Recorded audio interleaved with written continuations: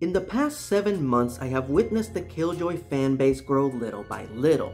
I've received countless images of people holding their copies of the book. I've received fan art and even cosplays. And yet I keep getting the same question from those who are yet to join the fanbase. Who is Kassandra Killjoy? The simple answer is that she is a witch who's a detective. Angela Lansbury's 2 greatest roles combined into one. But the true answer goes a lot deeper than that. I actually created Killjoy back when I was in high school. But back then, Killjoy was a man.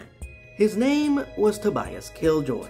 And I wrote his stories for my own personal enjoyment for years, until the day that I realized that the character wasn't very original, and he was just a knockoff of all the paranormal heroes that I liked. So I stopped writing his stories for a long while, until I started film school, where I was inspired by one of my fellow film students to base the character on her, and not only match her quirky personality, but change Killjoy into a woman. And the character just clicked. Suddenly I wasn't writing the character was writing herself. But again, the question remains, who is she? Kassandra Killjoy is a half-breed, which means that her father was human and her mother was not. She resides in what I like to refer to as the obscure universe. It's a world exactly like ours, but paranormal beings like vampires, witches, and werewolves are real, and are collectively referred to as night dwellers. Because of Killjoy's mixed heritage, she is only half as powerful as your standard witch. But she makes up for her lack of power with her incredible mind, as Killjoy is a brilliant detective, a skill that she employs as Obscure City's only paranormal private eye, a service that she offers to everyone equally, both humans and night dwellers. She bases herself in Obscure City because this malevolent metropolis sits on the Nexus, the thin layer between our realm and all the others. So if an angel falls or a demon rises, Obscure City is where they land. Suffice it to say, the constant paranormal events keep Killjoy very busy. Witches are a matriarchal society, meaning that generally the ladies are in charge. Furthermore, when a witch is born, traditionally they take their mother's last name as opposed to their father's. They're also very communal and work in groups, or more specifically, covens. Because of her status as a half-breed, Killjoy is a pariah to her own society, labeled as covenless, and generally works alone. Also, the fact that she took her father's last name as opposed to her mother's should speak volumes about her feelings about witch culture. So, what are Killjoy's powers? Like your standard witch, she can cast magic through a channeler, or more specifically, a broom carved out of the wood of a tempest tree. With her trusty broom, Killjoy can fly and fire concussive plasma blasts. But unlike her fellow witches, she can't manipulate the elements or curse people. Instead, she gets by enchanting everyday items, like her pocket watch and her digital recorder, meaning that she can only do magic via the use of components, just like a human sorcerer, which is greatly frowned upon and ridiculed by her fellow night dwellers. So, with all that power and all that knowledge, does Killjoy still have any weaknesses? As a matter of fact, she does. All witches, including half-breeds, are vulnerable to iron.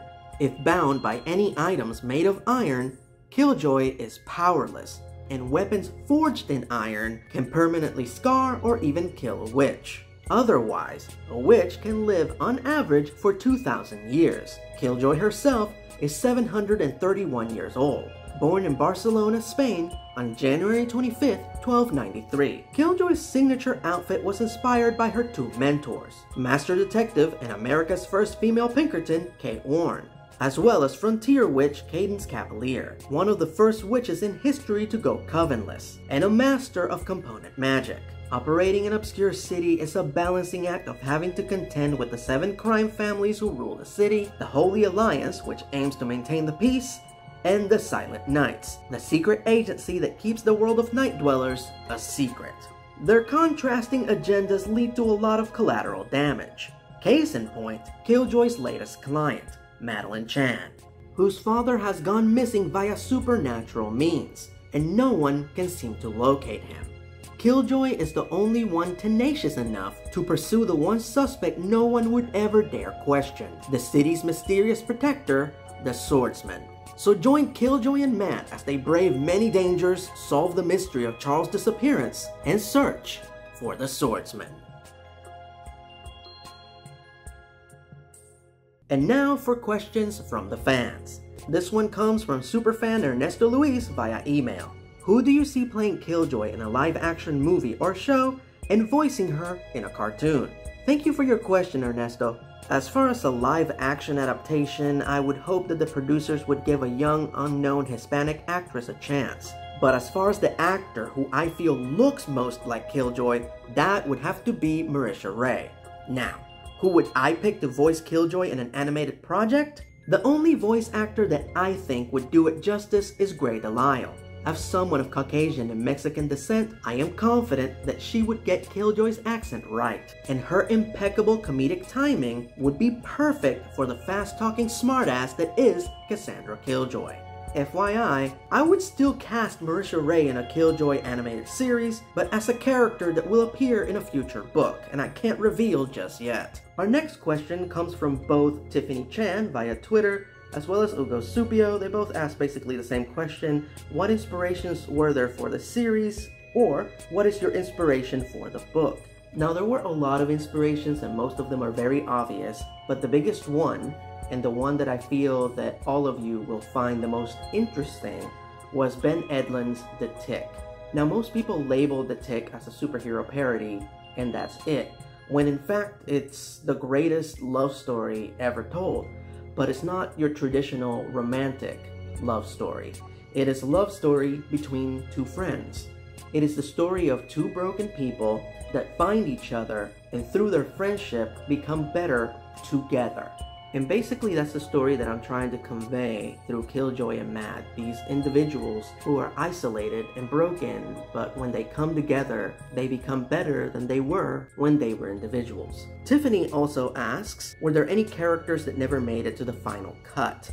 As a matter of fact, there was. There was a character that I can't talk about that I was trying to include in the book simply because he is the first character that I ever created in the 3rd grade, believe it or not. And he was supposed to pop up in the story during the scene when Killjoy and Mad are at the cemetery where they have gone to visit the Mausoleum of Heroes. And this character was supposed to show up and give Killjoy and Mad a very special superpower that was supposed to help them during that scene, but it just felt really awkward and self-serving to just throw in this character simply because I liked him and he's important to me, but the fact of the matter is that he wasn't important to the story overall. So I cut him out of the story and I am saving him to introduce him later on. In fact, he should make his debut in the series at the end of the 3rd book. So hopefully we will make it that far into the series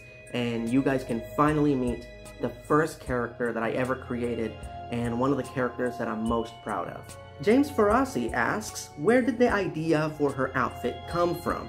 Well, Killjoy is a combination of two things that shouldn't go together, namely a detective and a witch. So the outfit, I felt, had to reflect that. So the main body of the outfit, of course, is inspired by your stereotypical hard-boiled detectives from the 1940s that you would see in pulp magazines. Of course, the hat is your traditional witch's hat, and her stockings are a blatant reference to the Wicked Witch of the East from The Wizard of Oz.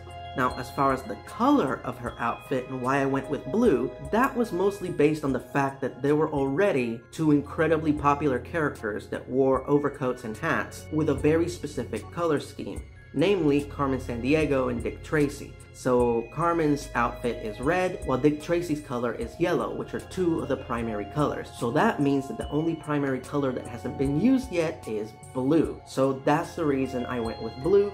And then right after I made that decision and committed to it, it was brought to my attention that the Question wore a blue overcoat and hat. So there you go, there's no winning.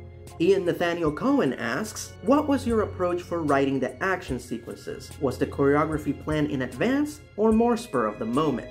Yes and no. As most of you know, I love writing action sequences and filming them and editing them. It's one of my passions. So I've become really good at coming up with them and shot designing them and storyboarding them really fast in my mind. And personally, at least from my perspective, the trick to writing them is to know how to start the action sequence, what is the inciting incident that leads into it, and what is the objective, what is the character actually trying to achieve by engaging in this action sequence or fight sequence. So yeah, I only have the beginning and the end planned out. Everything in between is just jazz. And last but not least, John Enrique Lied asks, will Killjoy tackle other genres?